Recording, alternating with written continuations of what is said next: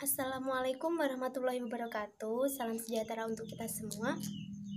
Saya Dwi Lestari dengan NIM 1903 111000038 dari Prodi Agroteknologi 2019. Pada video kali ini saya akan membahas tentang simptomatik. Simptomatik merupakan bagian dari fitopatologi yang menyelidiki, melukiskan, dan membanding-bandingkan gejala penyakit pada suatu tumbuhan. Secara morfologi, gejala penyakit itu dibedakan menjadi 3, yaitu ada gejala nekrotik yang disebabkan oleh adanya kerusakan sel, kemudian ada gejala hiperplastis, yaitu pertumbuhan sel di luar biasa. Kemudian ada gejala hipoplastis, yaitu terhambatnya pertumbuhan sel. Baik, di sini saya sedang berada di lahan. Ini lahannya kebanyakan ditanami oleh tanaman jagung, tetapi ada juga yang ditanami oleh tanaman kacang, khususnya ini kacang tanah. Di sini saya akan menunjukkan beberapa gejala penyakit pada tanaman.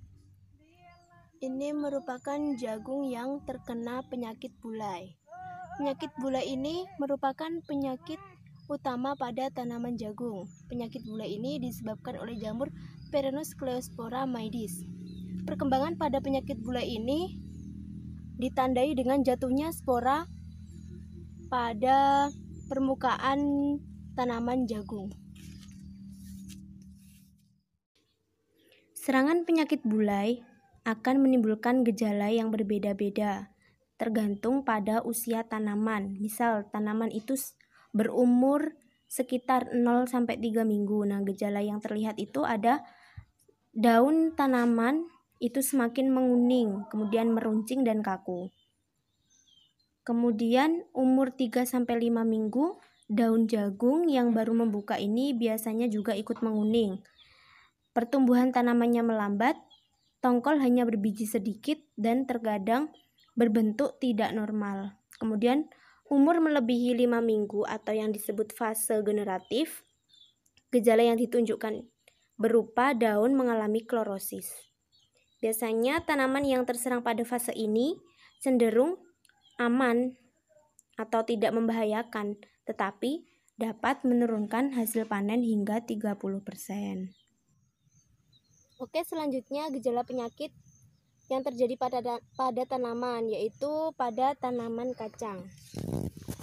Tanaman kacang ini terkena penyakit kloros atau menguning. Penyakit kloros ini merupakan penyakit yang ditandai dengan bagian tanaman itu yang seharusnya berwarna hijau tetapi berwarna kuning. Itu merupakan akibat rusaknya klorofil. Jadi kesimpulannya, tanaman yang terserang penyakit memiliki ciri khas tersendiri sesuai gejalanya. Misalnya tanaman jagung yang terkena penyakit bulai dan kacang yang terkena penyakit kloros.